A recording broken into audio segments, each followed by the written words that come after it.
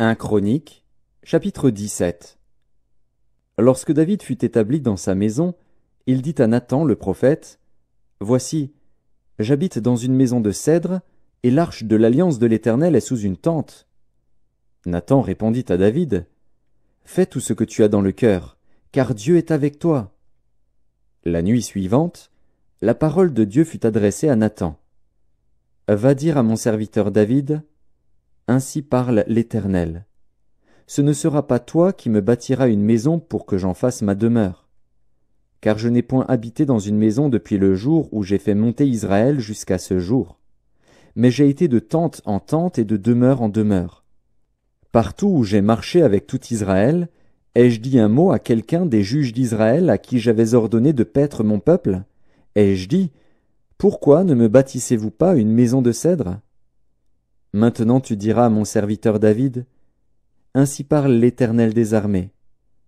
Je t'ai pris au pâturage, derrière les brebis, pour que tu fusses chef de mon peuple d'Israël.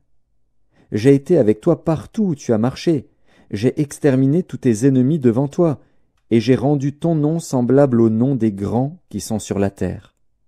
J'ai donné une demeure à mon peuple d'Israël, et je l'ai planté pour qu'il y soit fixé et ne soit plus agité, pour que les méchants ne le détruisent plus comme auparavant et comme à l'époque où j'avais établi des juges sur mon peuple d'Israël. J'ai humilié tous tes ennemis. Et je t'annonce que l'Éternel te bâtira une maison. Quand tes jours seront accomplis et que tu iras auprès de tes pères, j'élèverai ta postérité après toi, l'un de tes fils, et j'affermirai son règne. Ce sera lui qui me bâtira une maison, et j'affermirai pour toujours son trône. Je serai pour lui un père, et il sera pour moi un fils. Et je ne lui retirerai point ma grâce, comme je l'ai retirée à celui qui t'a précédé.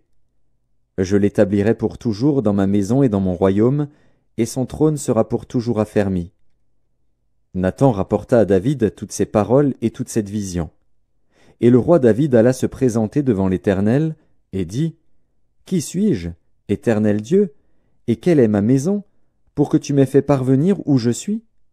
C'est peu de choses à tes yeux, ô Dieu. Tu parles de la maison de ton serviteur pour les temps à venir, et tu daignes porter les regards sur moi à la manière des hommes, toi qui es élevé, Éternel Dieu. Que pourrait te dire encore David sur la gloire accordée à ton serviteur? Tu connais ton serviteur. Ô Éternel, c'est à cause de ton serviteur, et selon ton cœur, que tu as fait toutes ces grandes choses pour les lui révéler. Ô Éternel, nul n'est semblable à toi et il n'y a point d'autre Dieu que toi, d'après tout ce que nous avons entendu de nos oreilles. Est-il sur la terre une seule nation qui soit comme ton peuple d'Israël, que Dieu est venu racheter pour en former son peuple, pour te faire un nom et pour accomplir des miracles et des prodiges, en chassant des nations devant ton peuple que tu as racheté d'Égypte? Tu as établi ton peuple d'Israël, pour qu'il fût ton peuple à toujours.